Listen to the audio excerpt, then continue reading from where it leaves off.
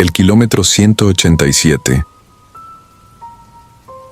Me llamo Gilberto Valdés y desde 2019 manejo el autobús de la línea regional que conecta Oaxaca con la frontera de Veracruz por la vieja carretera 175, esa que serpentea entre cerros cubiertos de niebla y pueblos demasiado pequeños para figurar en el mapa.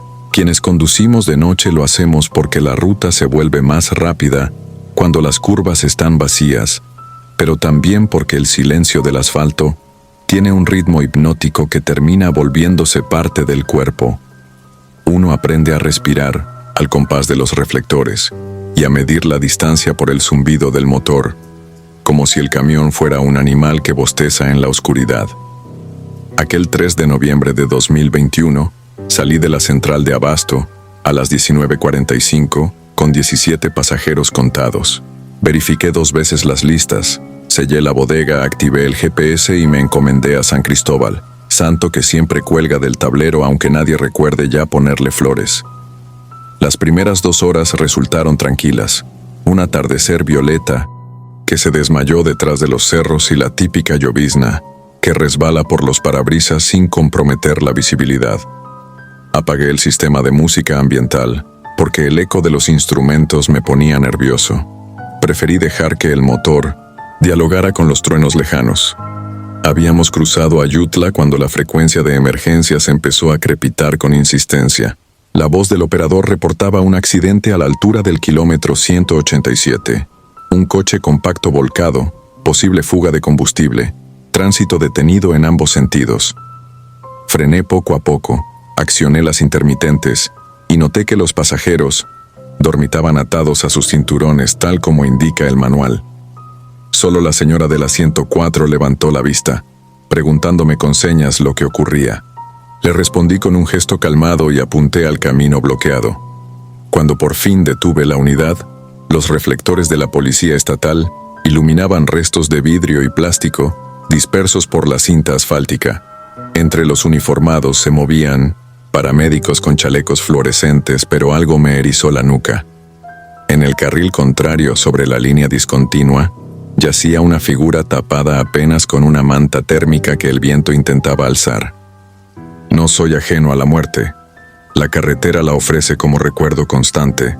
Aún así me mantuve aferrado al volante con los dedos entumidos. Pasaron 15 minutos. El auto destrozado fue enganchado a una grúa. Los oficiales retiraron conos y la fila comenzó a reanudar la marcha. Engrané primera y solté embrague. En ese instante sentí que alguien golpeaba la puerta de acceso. Pensé que era el inspector, pero al abrir vi a un hombre empapado, la ropa rota, cubierto de lodo rojizo. Su cara era huesuda, ojos hinchados, como si hubiera llorado tanto que la piel ya no pudiera sostener las lágrimas. Levantó la mano con una súplica silenciosa. Sabía que el reglamento prohíbe subir gente fuera de las terminales, más aún en un punto de siniestro, pero la patrulla que precedía mi autobús avanzaba ya, y nadie parecía notar al sujeto.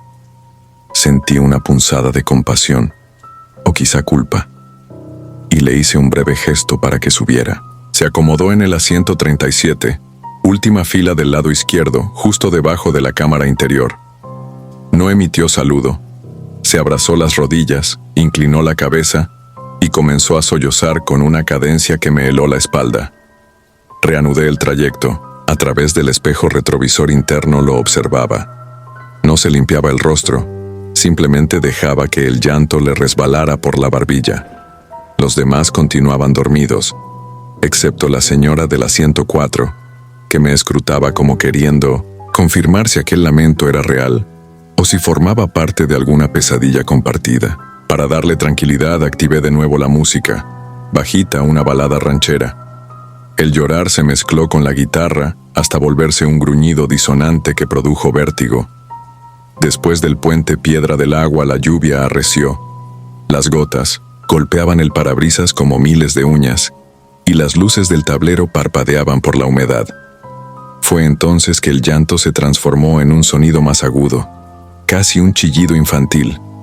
Bajé el volumen y giré levemente la cabeza. El hombre alzó la vista. Su boca abierta temblaba igual que su cuerpo. No pedí explicación. Preferí concentrarme en mantener la unidad recta en la curva de la barranca de Tezontle, punto que ha cobrado vidas suficientes como para figurar en los rezos de todo conductor. 5 kilómetros más adelante, ocurrió la primera anomalía tangible. El GPS dejó de marcar ubicación y los faros iluminaron una desviación que no recordaba. Una brecha angosta con señalética borrosa apuntando hacia un viejo paradero llamado El Suspiro. No figuraba en mis hojas de ruta y, sin embargo, la flecha reflectante parecía convidar al autobús como si la carretera hubiese cambiado de forma para recibirnos. De la 137 se elevó un murmullo ronco. Allí. No supe si lo escuché con los oídos o con los huesos, pero percibí la palabra con claridad. Giré levemente el volante, hipnotizado, y sentí que mis propios movimientos no me pertenecían. El camino de terracería se tragó la luz de los faros. Polvo mezclado con lluvia formaba un vapor terroso. Avancé despacio hasta que distinguí un edificio ruinoso, antiguo descanso de camiones clausurado desde los 90, según me enteraría después. Frené. Los frenos rechinaron como si protestaran. Sin apagar el motor, me levanté a preguntar si alguien necesitaba bajar a los sanitarios. Práctica normal para romper la tensión. La señora de la 104 negó con la cabeza sin separar los labios. Un joven estudiante se removió somnoliento. El resto siguió en su letargo. Miré hacia la fila del fondo. El asiento 37 estaba vacío. Tuve un vuelco en el estómago. Me acerqué, pasillo adentro, alumbrando con la linterna que siempre cargo en el cinturón. El suelo mostraba huellas frescas de tierra y charcos. La puerta trasera, destinada solo a emergencias, tenía la barra de seguridad bajada. Jamás la había accionado. Toqué la superficie metálica. Estaba tan helada que me entumeció la palma. Salí al exterior. El aguacero caía retorcido por el viento y los árboles alrededor crujían con un lamento similar al que había escuchado dentro. A unos metros distinguí la figura del hombre, arrodillado ante una cruz de carretera, esas improvisadas con tubería y cinta reflectante, donde la gente deja veladoras para los muertos anónimos. Me acerqué luchando contra el barro. Él sostuvo mi mirada con un rictus que mezclaba súplica y rabia. Sus labios se movieron sin emitir voz.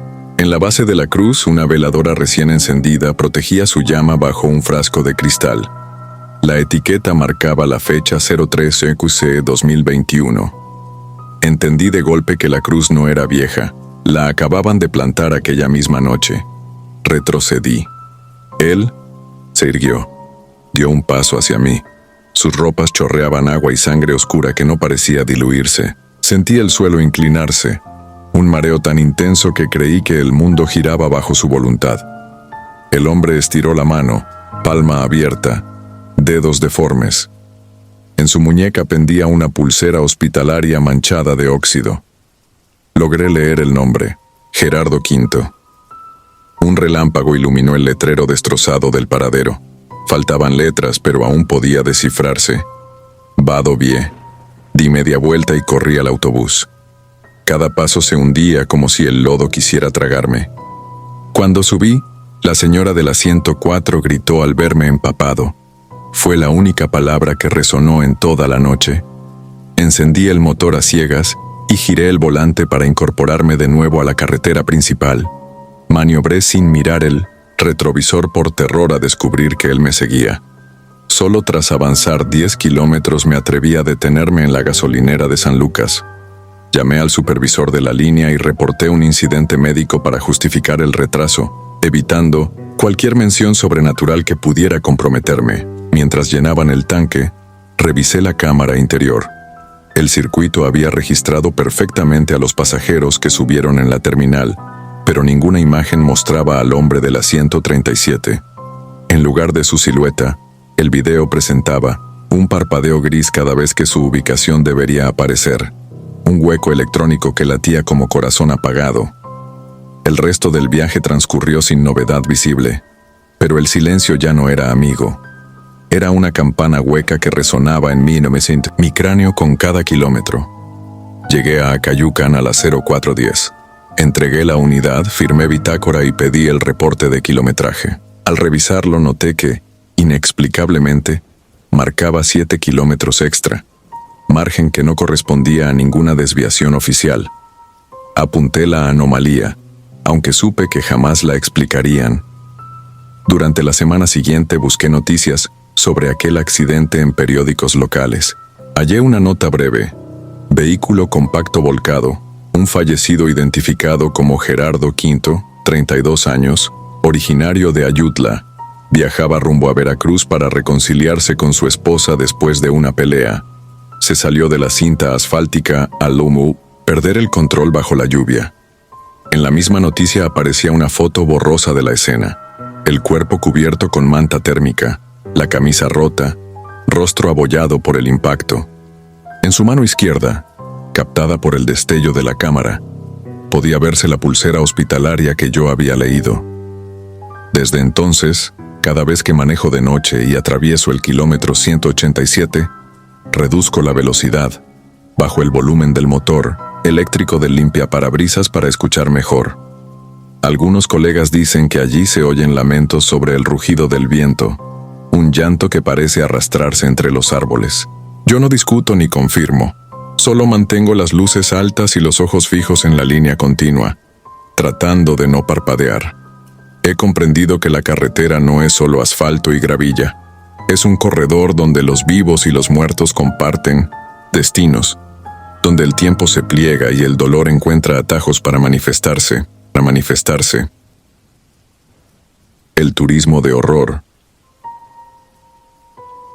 Me llamo Víctor Mora y llevo más de 20 años detrás de un volante de turismo.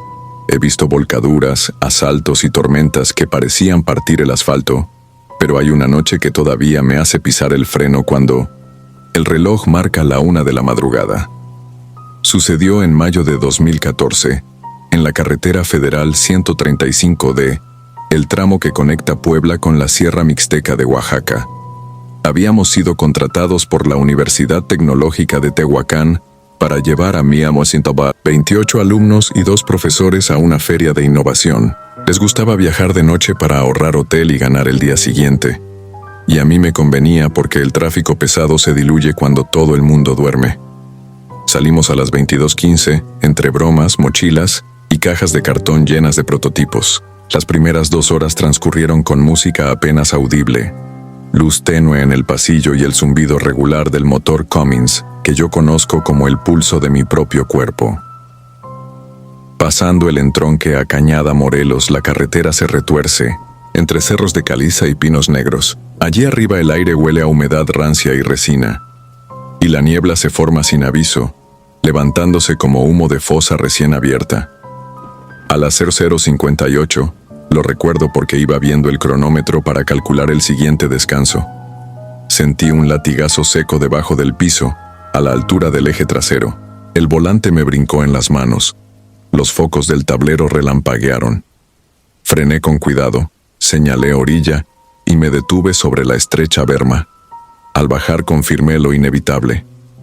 La llanta exterior derecha estaba reventada, cortada como si hubiese pasado sobre acero dentado. No había más luz que la de mis faros y un cuarto creciente apenas visible. La niebla arrancaba halos alrededor de cada destello. El profesor Ruelas, grandote y voluntarioso, bajó conmigo para ayudar a aflojar pernos. El otro docente se quedó dentro, pidiéndoles a los muchachos que aguardaran sentados. Mientras sacábamos el gato hidráulico, algo llamó mi atención. Un coro infantil, susurros afinados con la cadencia de una canción de cuna antigua. Llegaba desde el barranco opuesto. Levanté la cabeza. La neblina formaba columnas que subían y se deshacían, pero detrás había sombras pequeñas, alineadas, avanzando en silencio. Conté 7 al principio, luego 9, todas de la estatura de niños de primaria, tomados de la mano en perfecta hilera, vestidos con ropas que parecían uniformes de concierto, camisas claras, suéteres oscuros, faldas largas para las niñas. No caminaban, se deslizaban, y cada vez que una ráfaga me mostraba sus caras veía ojos sin iris, blanco puro, como huevos de víbora rotos. Le advertí a Ruelas con un gruñido, pero el vecino clac clac de la llave de cruceta tapó mis primeras palabras. Cuando por fin me oyó y siguió mi mirada, el profesor soltó la barra. El metal repicó en el pavimento y las cabezas fantasmales se giraron al unísono hacia nosotros, como si el ruido fuese una orden. Sentí un pinchazo bajo la piel, un frío que me trepó desde las botas. Quise encender otra vez la luz estroboscópica del chaleco, pero mi mano temblaba tanto que apenas encontraba el botón.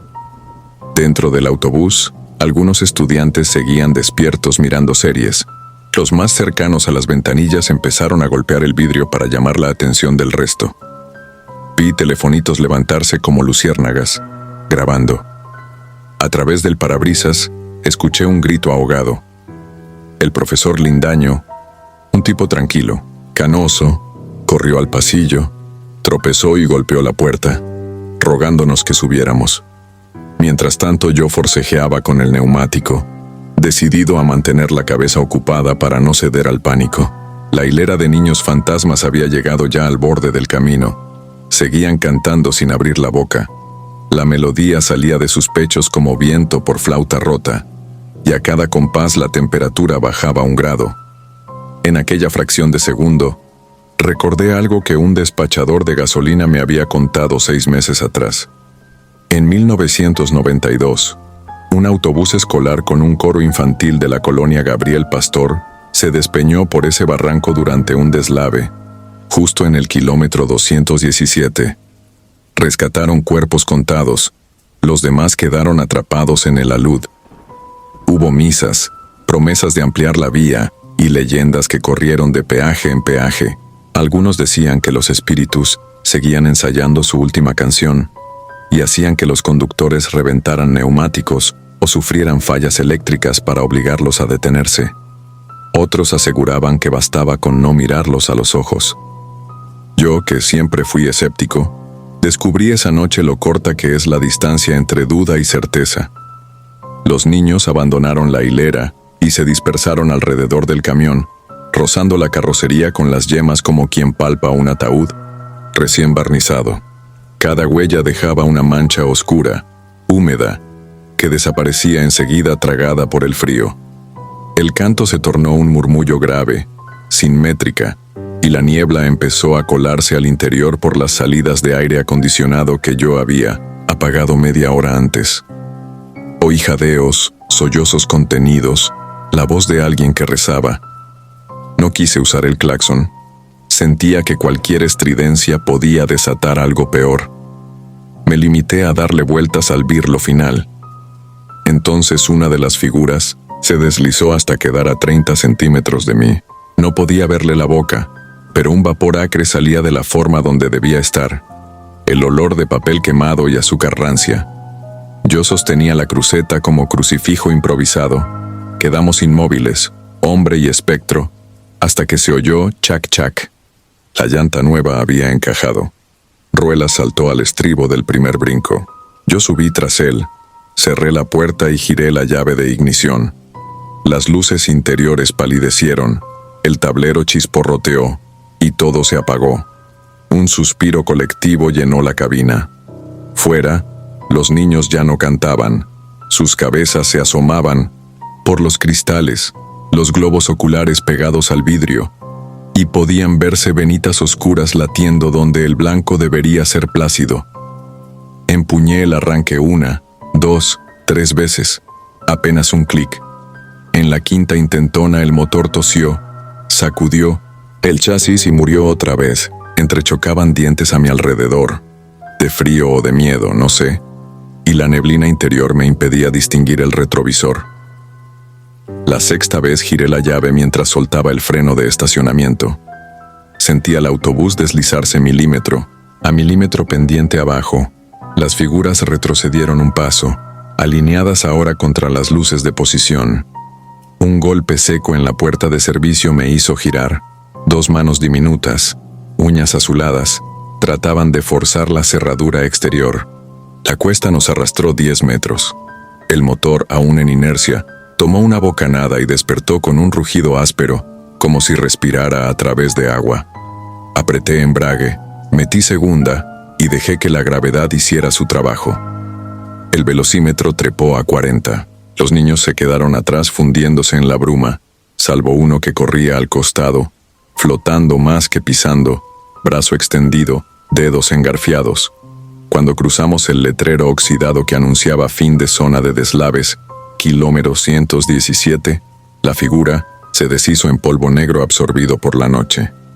No aflojé el acelerador hasta llegar a la caseta de Cuacnopalán, 7 kilómetros adelante. Bajo la cruel fluorescencia del cobertizo, bajé tambaleante mientras el personal de Capufe salía a ver qué me pasaba, pero bastó que vieran la cara de nuestros pasajeros para dejar sus preguntas para después.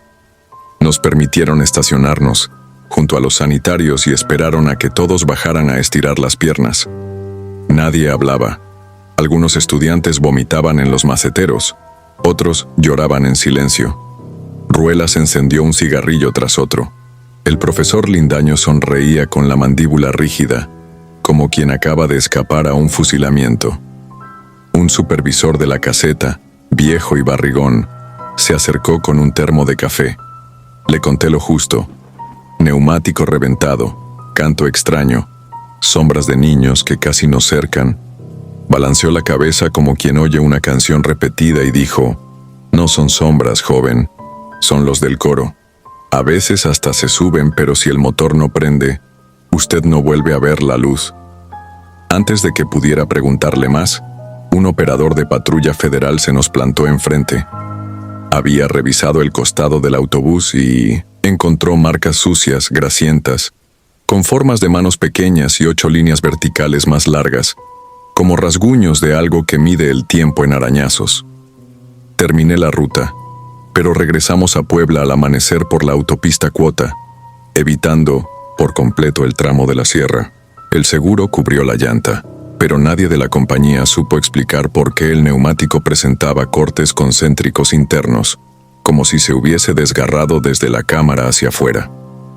2 semanas después pedí cambio de ruta. Ya, no conduzco de noche en montaña abierta.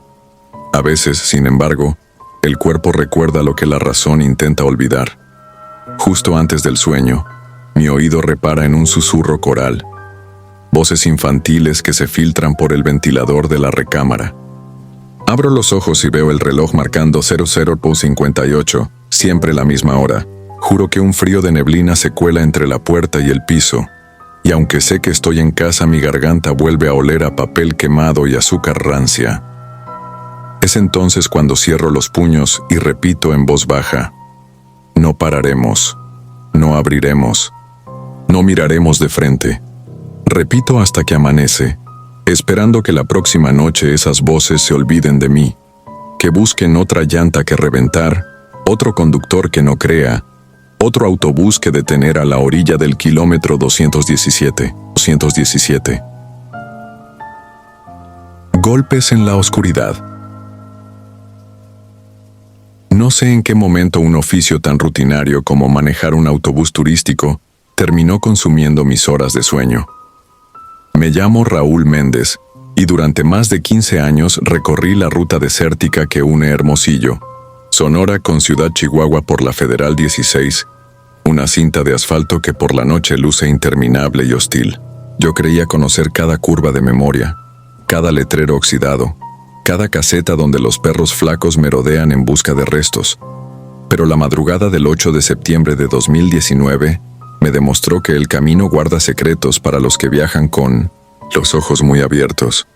Aquella noche regresábamos sin pasajeros. Solo veníamos Oscar, el segundo conductor, y yo. Hacía una semana la empresa nos había asignado un Irizar de 2 ejes, recién salido del taller, con llantas nuevas y un interior que aún olía a plástico. La gerencia juraba que el vehículo no debía presentar ruidos extraños, pero desde la primera hora en carretera algo no se sentía bien. El motor sonaba parejo, el tablero no anunciaba fallas. Sin embargo, un zumbido grave se filtraba desde la parte baja de la carrocería, como si lleváramos una rueda desbalanceada. Cada tanto, un ligero golpe metálico retumbaba bajo nuestros pies y la vibración subía por la columna de dirección. Oscar pensó que quizá alguna herramienta había quedado suelta en el maletero durante la revisión, y prometió checarlo en la siguiente parada. Después de Nuri, la carretera se vuelve una línea de asfalto solitaria. Las luces de los ranchos quedan a kilómetros y el desierto se entinta de negro. Dejé que el control de crucero mantuviera la velocidad y afiné el oído. Y se escucharon golpes en seco, y el golpeteo era rítmico, casi respiraba. Óscar alzó una ceja. No hacía falta hablar para entender que aquello no era un gato hidráulico moviéndose de lado a lado. Encendí la luz tenue de cabina, y ambos nos giramos para ver el pasillo vacío. Solo el vaivén de los respaldos. Nada más. Llegamos a la gasolinera de Yécora cerca de la 1 de la mañana. Detuve el autobús junto a los surtidores y bajé a pedir café. El despachador, un muchacho somnoliento, estiró el cuello para mirar la unidad. ¿Vienen solos?, preguntó, con un susurro. «Solo nosotros dos», respondí removiendo el azúcar. «¿Por qué?». El chico palideció un instante y esquivó la mirada. «A veces se sube gente en la sierra», contestó. «Morros que intentan colarse en los portaequipajes para llegar a la capital». No le di importancia. Subí de nuevo y Óscar aprovechó para abrir el primer compartimiento inferior.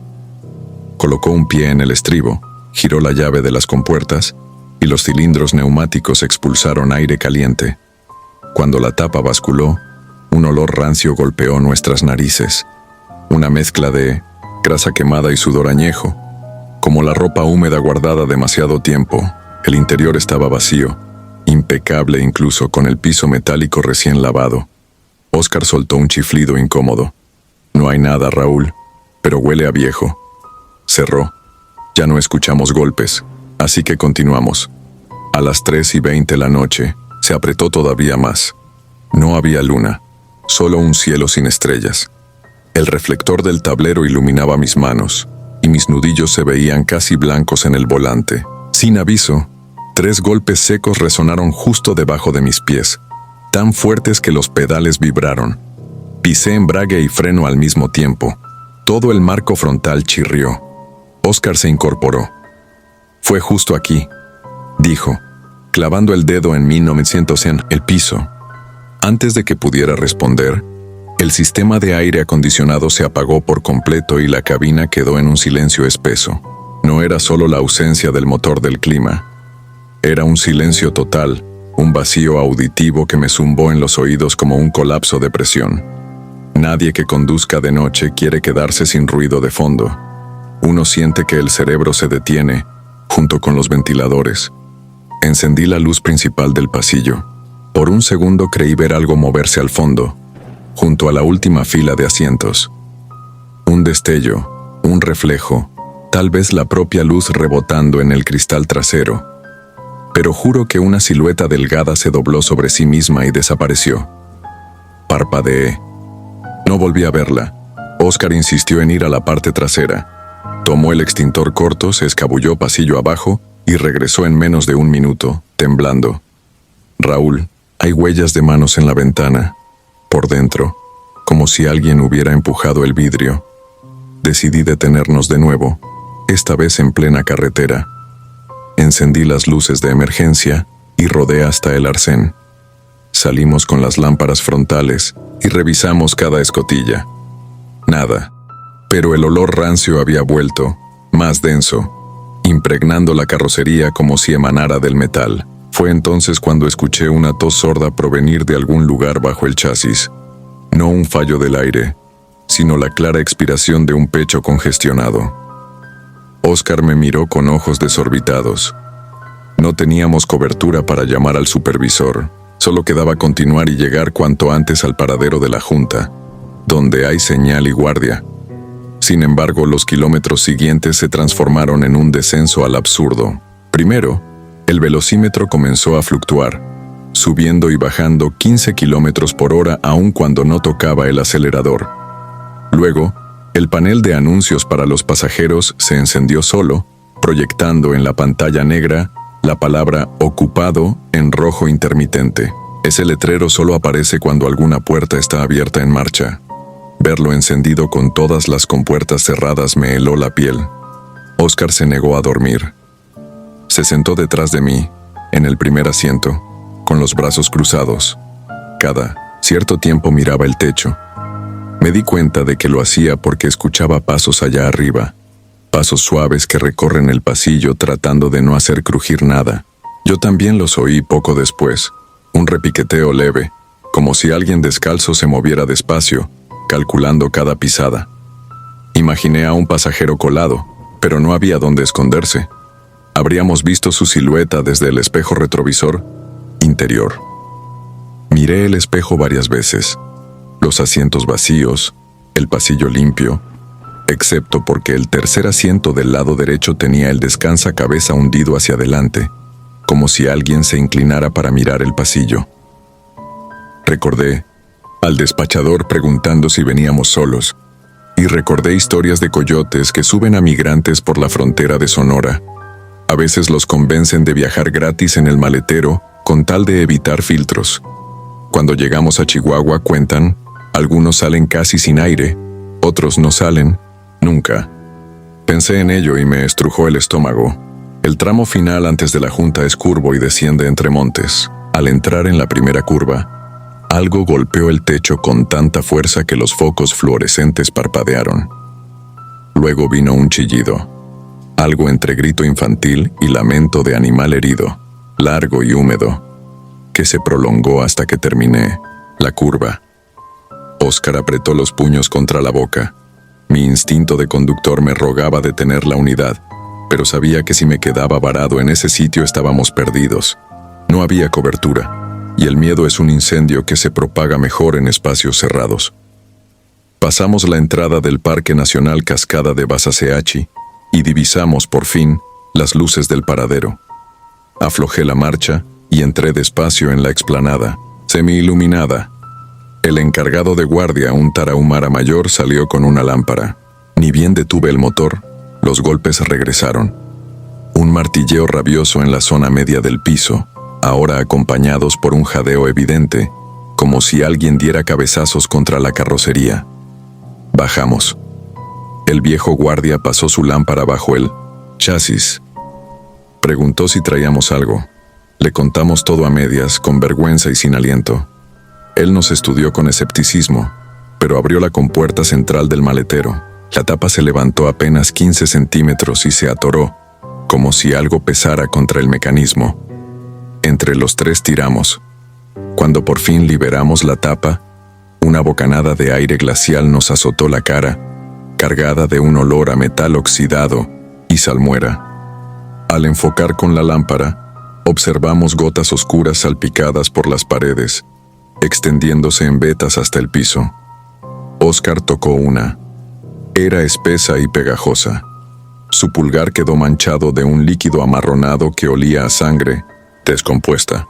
El guardia retrocedió persignándose. Nos ordenó cerrar y no volver a abrir. Ni siquiera quiso reportarlo. Dijo que en la sierra habitan cosas que uno no debe retar. Dormimos en la sala de conductores, con la puerta atrancada. A las 5, la empresa envió una grúa. Subieron el autobús y lo llevaron de vuelta a Hermosillo para revisarlo. Nunca supe el diagnóstico oficial. La unidad desapareció de la lista de flota. A la semana siguiente nos asignaron otro vehículo sin explicaciones.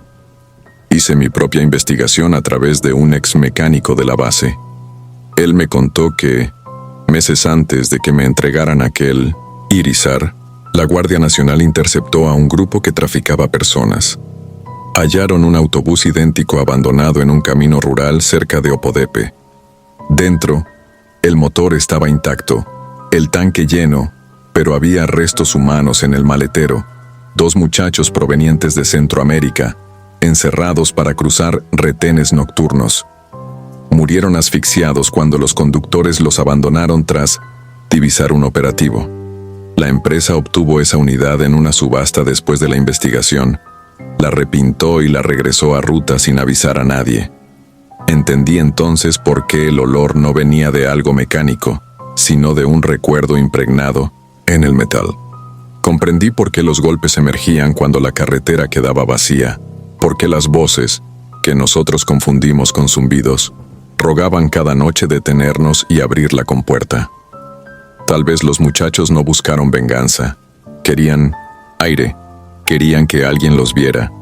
Esa revelación me obligó a renunciar. Nunca más manejé de noche,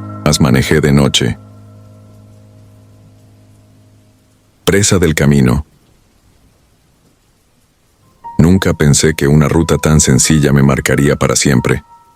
Me llamo Mauricio Infante y durante más de 15 años he conducido autobuses de larga distancia entre Mérida y Villahermosa. Era 2011, temporada baja, y la mayoría de la gente prefería viajar de día.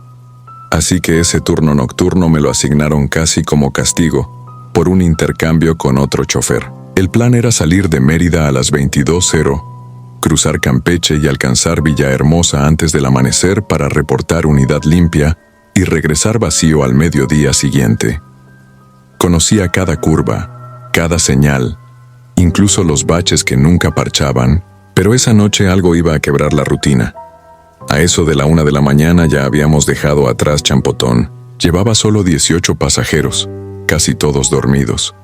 La carretera federal se extendía como una cinta negra brillante bajo la luz tenue de los faros, y el monte yucateco se amontonaba a los costados, húmedo, espeso, con ese olor a salitre y tierra que se cuela incluso por las ventanillas cerradas. Me mantenía alerta con café frío y la radio en volumen bajo. La señal de FM empezó a crujir hasta perderse en estática, y me quedé en silencio con el murmullo del motor como único compañero. Era común allí, no le di importancia. Kilómetro 158, el tramo más solitario antes de la desviación a Sabancuy. El aire acondicionado marcaba 22 grados y sin embargo sentí un escalofrío en la nuca. Vi por el espejo retrovisor que un par de luces interiores parpadeaban, nada grave, quizá un falso contacto. Segundos después los faros delanteros iluminaron algo tendido sobre el pavimento. Instintivamente pisé el freno. La carrocería vibró mientras sujetaba el volante, y el autobús se detuvo con un chirrido seco que arrancó a los pasajeros de su sueño. Frente a nosotros yacía un caballo oscuro, patas rígidas, sin rastro, de sangre, como si hubiera caído muerto del cielo. Detuve el motor para no sobrecalentarlo y encendí las intermitentes. Mientras evaluaba cómo rodear aquel obstáculo, percibí movimiento en la maleza. Algo grande que se ocultaba entre los troncos retorcidos. No quise bajar. Era zona de monte denso y yo estaba solo. Arranqué de nuevo, di un ligero volantazo y logré pasar apenas rozando la línea amarilla. Aún no sabía que aquel animal muerto era apenas la antesala. No habían pasado 2 minutos, cuando el tablero se iluminó con la alarma de la puerta del equipaje, iluminación roja intermitente que exigía detenerse. Frené con cuidado, coloqué neutral y activé el freno de mano. El autobús quedó en silencio absoluto en medio de una penumbra húmeda. Me puse el chaleco fluorescente, introduje el pasador de seguridad en la puerta delantera para que nadie bajara y caminé por el pasillo hacia la escotilla trasera para asomarme por la ventana posterior. El compartimento de equipaje estaba abierto, colgando como una boca desencajada, sin ruidos, sin señales de robo. Cuando regresé a mi asiento, la ventana panorámica reflejó algo que no era mío. Sombras arqueadas, largas, colocadas a 3 metros de la carrocería, casi humanas aunque demasiado delgadas. Respiré hondo, miré fijamente pero ya no estaban. Debía cerrar ese compartimento antes de dañarlo con el vaivén, así que me armé de valor. Bajé por la escalerilla y pisé el asfalto caliente que aún conservaba el calor del día. El monte exhalaba un vapor denso. La linterna de mano apenas cortaba la neblina baja. Caminé hasta la compuerta lateral, la alcé con un golpe y la aseguré con el pestillo. Al enderezarme escuché pasos rápidos sobre gravilla. Volteé apenas a tiempo para ver algo cruzar de izquierda a derecha, con zancadas demasiado largas, piel grisácea que relucía bajo la luz fría de la linterna. Regresé al volante. Las manos me temblaban. Engrané primera y avancé sin parar. A los pocos kilómetros, en la pantalla central del bus apareció un mensaje del sistema GPS. Señal perdida. Jamás lo había visto. Me repuse, comprobé retrovisor. Todos los rostros seguían dormidos salvo el de un hombre mayor que viajaba en la quinta fila. Sus ojos se clavaron en los míos como si supiera lo que ocurría. No dijo nada. Simplemente negó con la cabeza muy despacio. Gesto de advertencia que no entendí. El asfalto empezó a humedecerse con una bruma que brotaba del suelo. Eso no era niebla común. Era pesada, casi gelatinosa. Se pegaba al parabrisas formando remolinos. Encendí los limpiaparabrisas. De poco sirvió. El entorno desapareció. El autobús avanzaba dentro de un túnel blanco donde la luz propia rebotaba y volvía, encandilando. Reduje la velocidad a 40, luces altas, alerta total. Entonces escuché el golpe, un puñetazo metálico en la puerta del conductor. Me giré. Nada. Otro golpe, ahora en la parte trasera, luego en el costado opuesto, y la estructura entera vibró, como si algo la rodeara corriendo y golpeara con la palma abierta. El sonido ascendía de tono, cada impacto más cercano al techo. No podía detenerme. Apreté el acelerador aún sin ver. La bruma se volvió rojiza, como iluminada por un foco distante.